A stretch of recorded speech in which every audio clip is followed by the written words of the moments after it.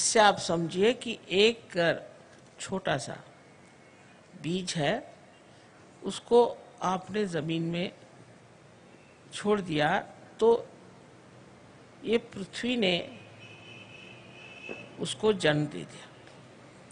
अब उसके लिए आप कुछ सवाल पूछो, मंत्र पढ़ो, कुछ करो, कुछ नहीं होता। वो स्पॉन्टेनियस माने सहज होता है। और वही बात है सहज। सह माने आपके साथ और ज माने पैदा हुआ। ऐसा ये योग का साधन आप हरेक का जन्म सिद्ध अधिकार है,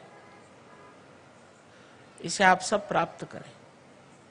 और ये कभी मत सोचे कि मुझसे नहीं होगा और मैं कैसे हो सकता हूं।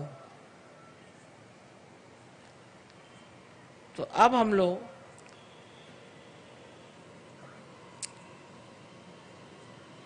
आत्म साक्षात्कार को प्राप्त करें इसी क्षण।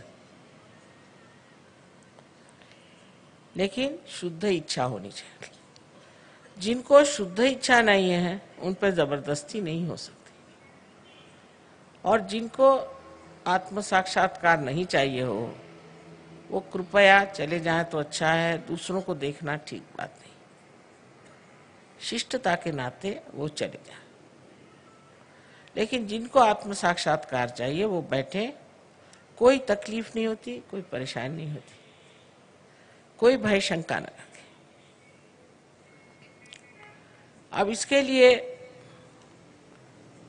आपके ऊपर 3 कंडीशंस हैं। पहला तो ये कि आपको पूरा आत्मविश्वास होना चाहिए कि आपको आत्म साक्षात्कार मिल ही जाएगा।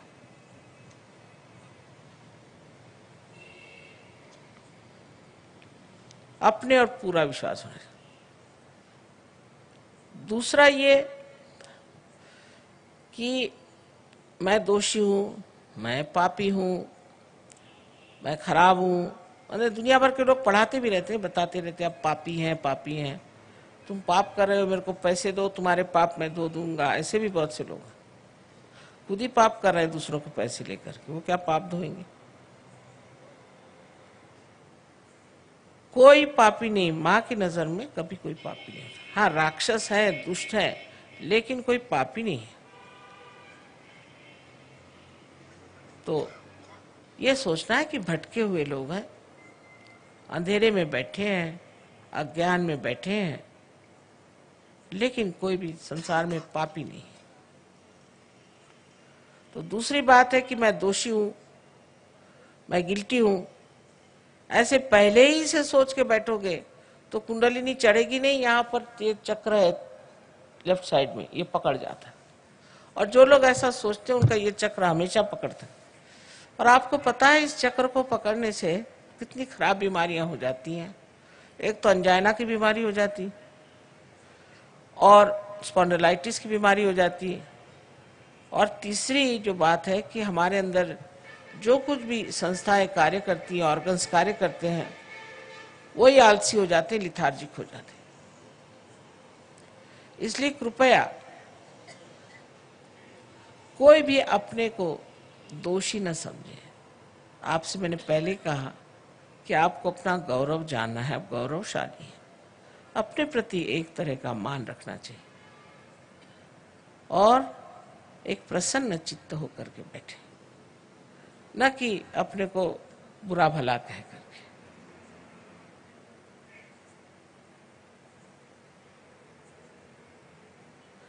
तीसरी जो शर्त है वो ये कि आप सबको एक साथ माफ कर दें। आप सब लोग कहेंगे कि सबको माफ करना बहुत कठिन, ये तो बहुत ही कठिन है। बहुत से लोग कहते हैं, खासकर विलायत में लोग कहते हैं कि माफ करना कठिन। अब भाई जरा सोचिए, आप माफ करते या नहीं करते, करते क्या हो? कुछ भी नहीं करते। जरा विचार करें। सिर्फ दिमागी जमा खर्च है कि हम माफ नहीं कर सकते। लेकिन उसका परिणाम क्या कि हम गलत लोगों के हाथों में खेल रहे हैं। जिन्होंने हमें सताया, हमें छला, वो तो आराम से कूद रहे हैं और हम अपने को छल रहे हैं कि हम उनको माफ नहीं कर सकते, रात दिन उनको याद कर करके दुख पा रहे हैं।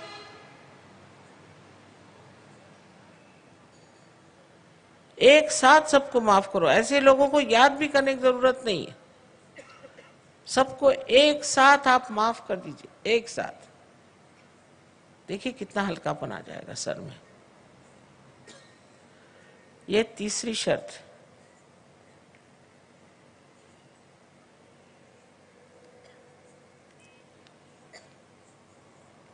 अब आपके लिए एक छोटी सी विनती है मुझे कि ऐसे भी आप जमीन पर बैठे हैं तो बहुत ही अच्छा है, लेकिन तो भी जूते उतार लें तो अच्छा रहेगा।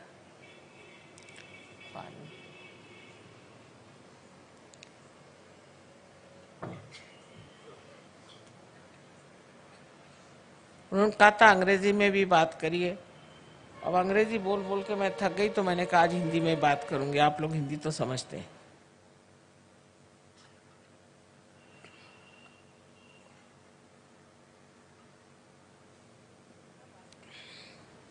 अंग्रेजी में क्या बात करें, अंग्रेजी भाषा तो इतनी गड़बड़ है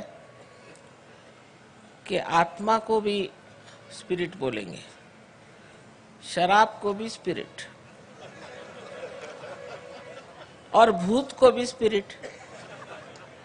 अध्यात्म में कैसे अंग्रेजी बोली जाए, मैं कोशिश करती हूँ पर पहले ही बता देती हूँ इन लोगों से, भैया तुम्हारी भाषा गड़बड़ है। तीन विरोधी चीजों के लिए एक ही शब्द।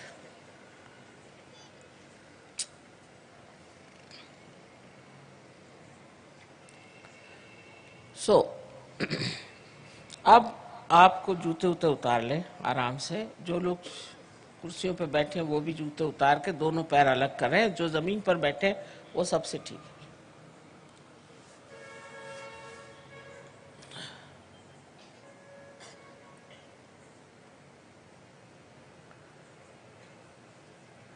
अब मेरी 3 शर्तें याद रखें,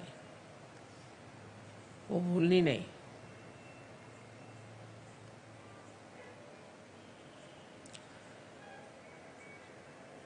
अब सबसे पहले आपको हम दिखाएंगे कि किस तरह से आप अपनी ही कुंडलिनी आज जागरूक करेंगे, किस तरह से। कैन यू कम अप सोना? आज we speaking Hindi, so let us have some Hindi speaking.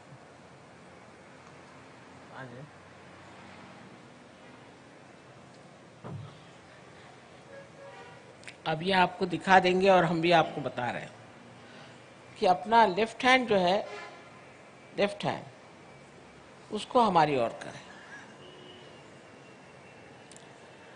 अब लेफ्ट हैंड में, लेफ्ट साइड में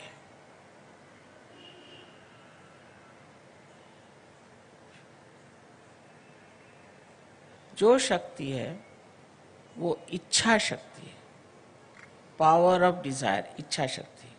जब आपने ऐसे हाथ कर दिया तो आपने ये कह दिया है कि हमें इच्छा है कि माँ हमें आत्म साक्षात्कार मिले। इसको पूरी समय ऐसा रखें। और राइट हैंड जो है ये क्रिया शक्ति है, इसी से हम अपने चक्रों को ठीक करेंगे। तो सबसे पहले राइट हैंड हम अपने हृदय पे रखें। मैंने आपसे बताया हृदय में आत्मा का प्रतिबिंब है। उसके बाद हम अपना हाथ पेट के ऊपरी हिस्से में रखेंगे। सब काम हम लेफ्ट साइड में कर रहे हैं।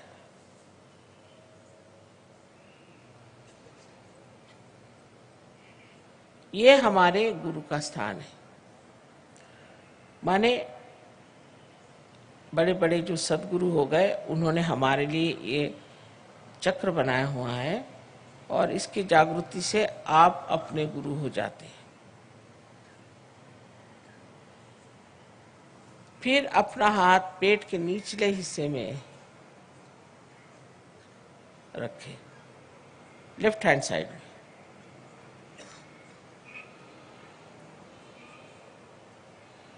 फिर यही हाथ ऊपर ले जाएं, फिर से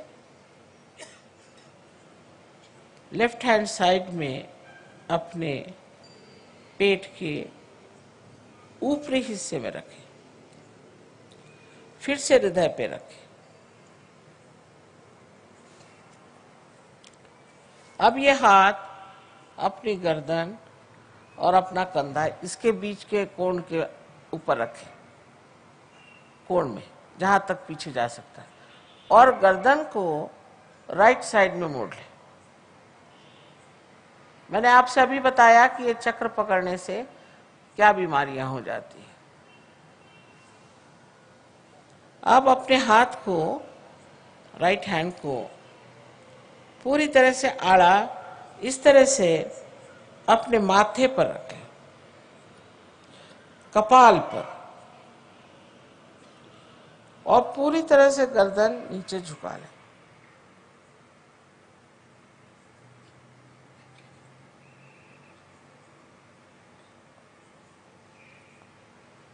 ये चक्र हमें सबको एक साथ माफ करने के लिए,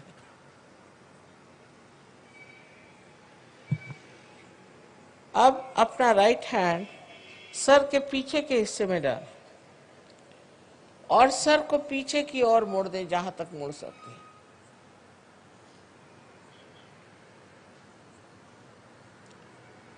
इस जगह अपने को दोषी न ठहराते हुए, अपनी गलतियां न गिनते हुए, अपने ही समाधान के लिए आपको कहना चाहिए कि हे परम चैतन्य, हमसे कोई गलती हुई तो क्षमा करो। ये बाद में होगा, अभी आप जान लीजिए चक्र इसी कार्य के लिए।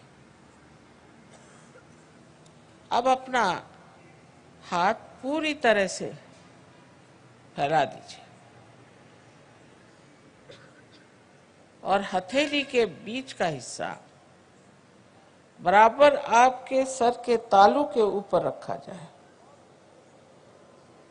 और उसे पूरी तरह से दबाने के लिए उंगलियां बाहर की ओर खींच लें, बहुत जरूरी है। तालू पर रखा जाए और उंगलियां बाहर की ओर पूरी तरह खींच लें और सर को पूरी तरह से नीचे झुका लें। अब आप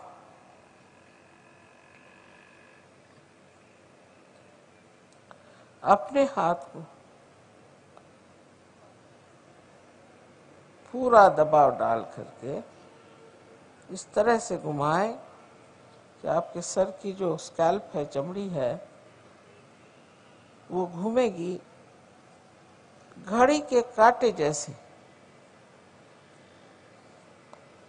उस दिशा से घुमाइए जैसे घड़ी के कांटे घूमते हैं, 7 मरतबा।